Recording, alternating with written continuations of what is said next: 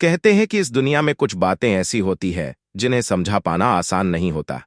ये एक ऐसी ही कहानी है जो एक सच्चाई जैसी लगती है, एक ऐसी सच्चाई जिससे हर कोई डरता है, लेकिन फिर भी कुछ लोग उससे सामना कर लेते हैं। ये कहानी है राकेश की, जो एक अनजान जगह पर रहने गया, लेकिन वहां उसे जो महसूस हुआ वो उसके जीवन का सबसे भयानक अनुभव था, जिसे नौकरी के कारण एक छोटे से गांव में शिफ्ट होना पड़ा।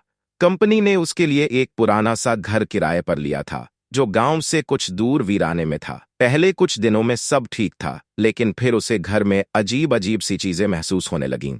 जैसे कोई उसके पीछे चल रहा हो, कोई साए की तरह उसके आसपास मंडरा रहा हो। एक रात सोते वक्त उसे महसूस हुआ कि कोई उसका नाम लेकर उसे पुकार रहा है। उसने आंखें खोलीं तो देखा कि एक धुंधली छाया उसके कमरे में खड़ी है।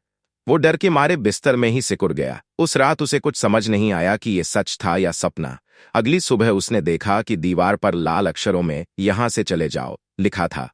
उसका दिल जोरों से धड़कने लगा। उसने सोचा कि शायद कोई मजाक कर रहा है, लेकिन उसके घर में कोई नहीं आता जाता था। उसके दोस्त ने उसे बताया कि ये घर पहले एक महिला का था, जिसकी रहस्यमय तरीके से मृत्यु हो गई थी, और उसके बाद से ही यहां अजीब अजीब घटनाएं होने लगीं। राकेश ने उसी रात उस घर को छोड़ने का फैसला कर लिया।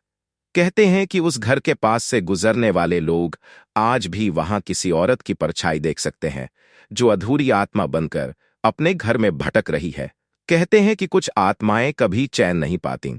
राकेश ने उस भयानक अनुभव से सीख ली कि कभी-कभी कुछ जगहों पर लौटना ही सबसे अच्छा होता है। अगर आपको भी ऐसा कोई अजीब अनुभव हो, तो समझिए कि वो आत्माएं भी हमारे साथ हैं, किसी न किसी रूप में।